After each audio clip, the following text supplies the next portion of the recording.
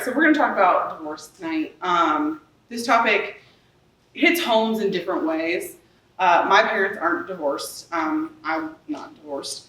And only 2 members of my extended family actually have ever been divorced, and both happened before I was born, or like shortly, like I was a toddler and have no memory of it. So, you know, their current spouses are the only spouses I've ever, you know, they're mine. The other ladies, good for them. So, why am I giving a talk about divorce? If I'm not divorced, I don't have a whole lot of connection with that. Well, I actually have a unique experience because I'm technically, according to the state of North Carolina, a 3rd wife. And however, but by the church and her eyes, I am only wife, most important wife, first wife. Because my husband had previously been married twice and has gotten both of those marriages annulled. So we do that before we could get married in the church, and technically the only valid marriage is ours, which is cool. But when we started dating, he was still waiting for his divorce to be finalized from his previous wife. And we had to have like a serious conversation about like what that would look like for us as we move forward in just our relationship, because he's not Catholic. And trying to explain to someone who's not Catholic why he has to have his marriages annulled and divorce isn't just the easy thing, like that is complicated. And it kind of tested our relationship. Still brings some challenges to things, but you know, we got through it, got married, we did it. You can watch the video on YouTube.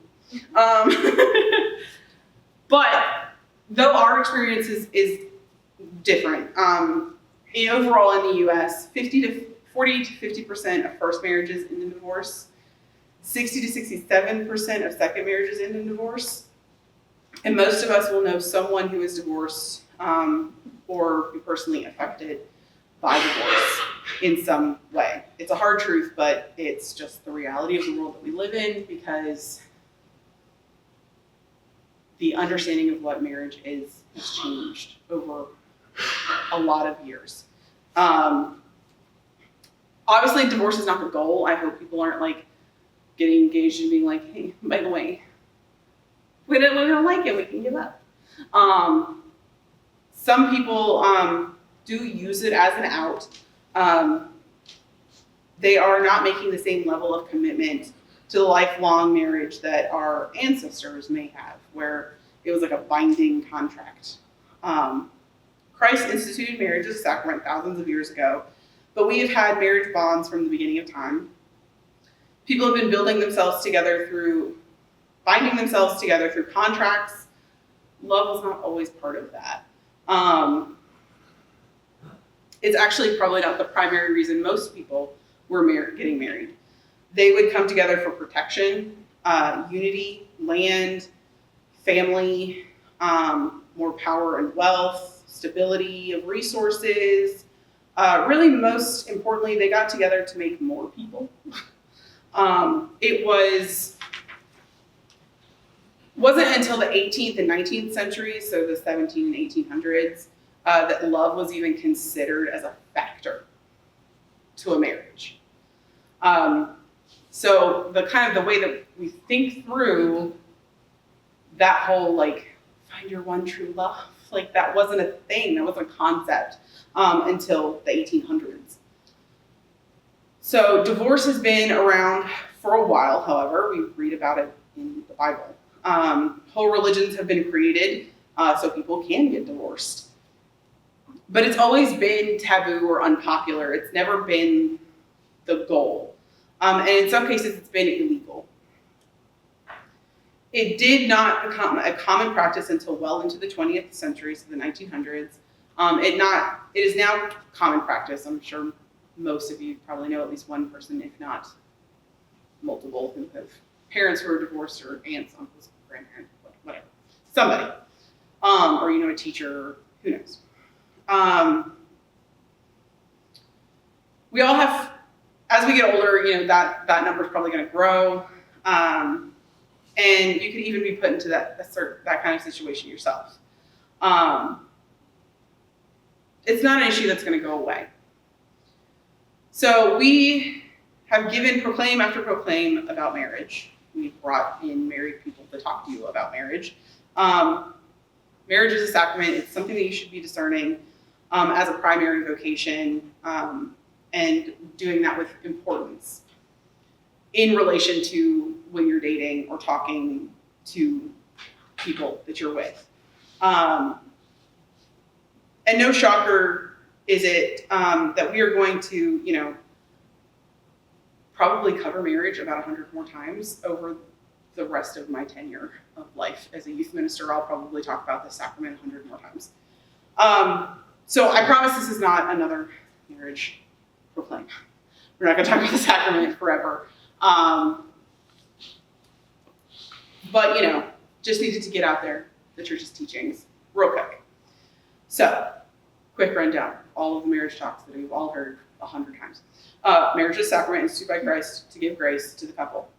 Divorce is against natural law, so the church is against it. However, the church also recognizes that staying in unsafe, toxic situations are also against natural law, and that at times separation and possibly divorce and subsequently annulment can be necessary for the health of family unit and the spiritual lives of the couple and any children that may be involved. That's like the church teaching in a nutshell. But that gets messy, right? Like, it makes really good sense to say, oh, well, we just don't want divorce to happen. Like, we shouldn't, like, that's not why we should go into marriage. Like, but every person's situation is different. Like, there's a human factor. And it's not easy. Annulments are extremely difficult, and both cause a lot of heartache for both individuals involved. It's hard on the family, it can be overwhelming and exhausting. When you go through an annulment, which is the process by which you're proving that your marriage was not a valid sacrament, you bare your soul and personal, intimate details of your life, essentially to strangers. Getting a civil divorce can be a long, drawn out, and the average cost of a divorce is about $15,000 to $20,000, and that's just if you do like the amicable, we're going to fill out some paperwork split. That's not if they get contentious about it. If you have children, there's custody agreements and support documents and on and on. So, when we fall in love, it's amazing. We have all of the heart feels. But the hard truth about life with another person is that it's not a movie, it's not a fairy tale. Happily ever after is different than, Disney. You're gonna have problems, and you're gonna have arguments, and you're gonna come up with different things, and you're not always gonna like the same stuff, and there's not a cure or fix to all of it. Like, there's not an easy thing. It's like walking through life with another person. It's the same with you have disagreements with your friends or your family. If you want to keep having a relationship with that person, you have to work for it. Well, just because you love them romantically doesn't change the fact that you got to work in that relationship.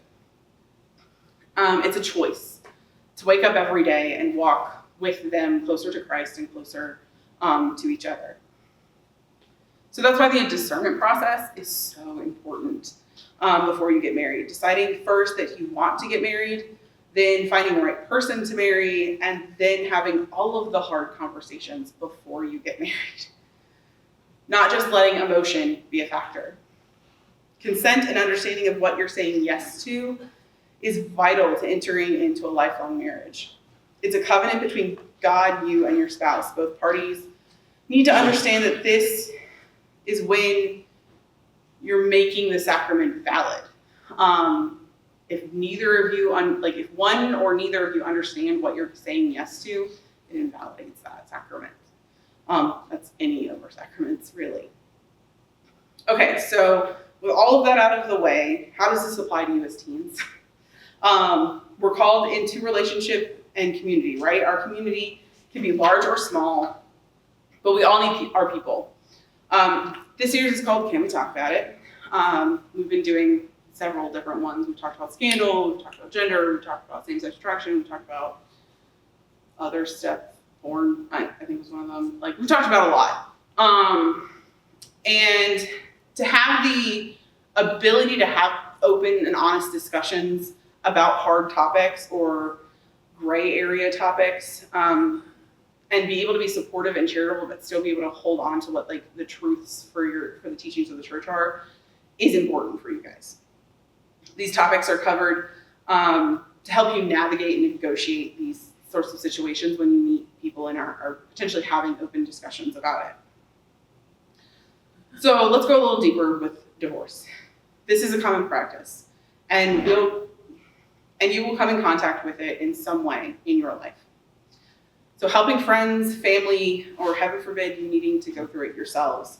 You need to be part of a supportive and relational driven community. When people go through a divorce, there is grief. Maybe not about the relationship directly, but about the ideal of what they had in mind. They're grieving about what their life was supposed to be. And there is a loss that happens, and it affects all that they're involved in. When preparing for this proclaim, I got on a call with my friend Sarah. She's gone through her own divorce and annulment and remarriage in the last several years, and I felt she'd kind of be the appropriate person to talk to. We talked for a really long time. We're both step-parents, we're both co-parenting. We both helped our spouses go through their annulment process. And we both kind of had to deal with what the church's teachings were on divorce and how that worked with our spouses. The main thing that I got out of that conversation was that her parish community and the people around her were what got her through the tough times. Helping with small and large things, opening their hearts to serve as Christ would have, and when someone in the community needed them, they were there.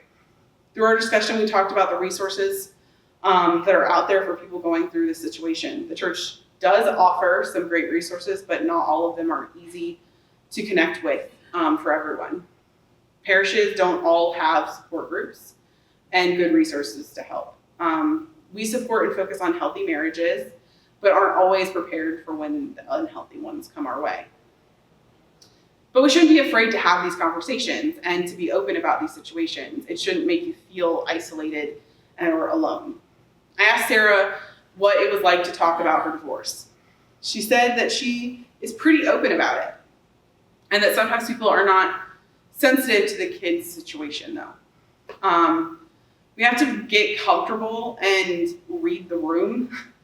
Feeling alone separates us from the community we are called to be a part of, and I relate to her.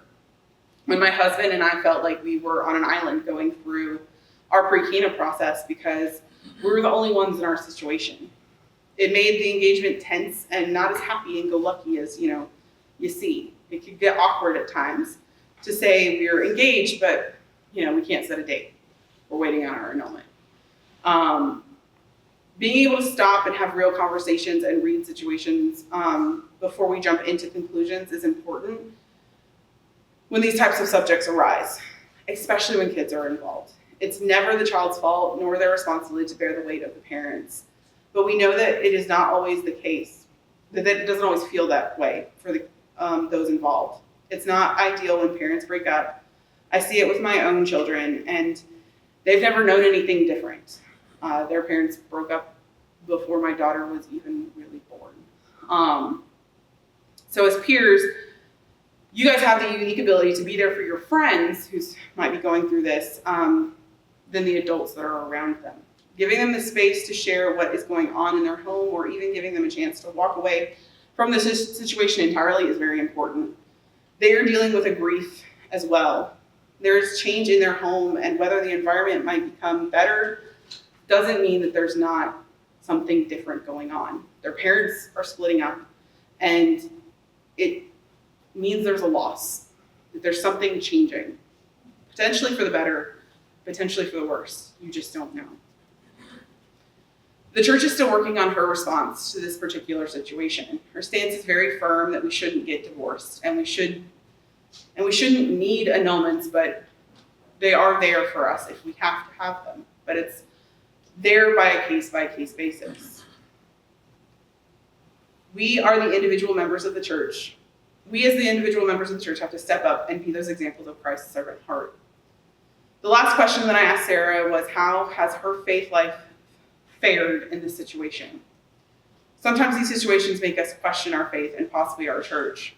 Her response, has only gotten stronger. She allowed God to lead her through it. Leaning on him to bring the right people into her life, she has a wonderful husband who works hard to lead her and her children to Christ and to ultimately get them to heaven. And she is connected with the Blessed Mother and united her suffering with hers. Mary understands more than most the human sufferings that we all can endure. And she created a new relationship with God through the Liturgy of the Hours. Found a new relationship with God through Liturgy of the Hours, reading and praying through the Psalms as a romantic prayer between her and God.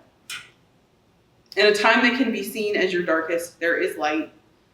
We are light for others. God is there for all of us through all of our trials. Prayer is paramount to our survival through the storms in our lives. Being able to talk openly about the storms with a community that doesn't judge but understands is also vital. We must be those supporters as we grow and change together. See you.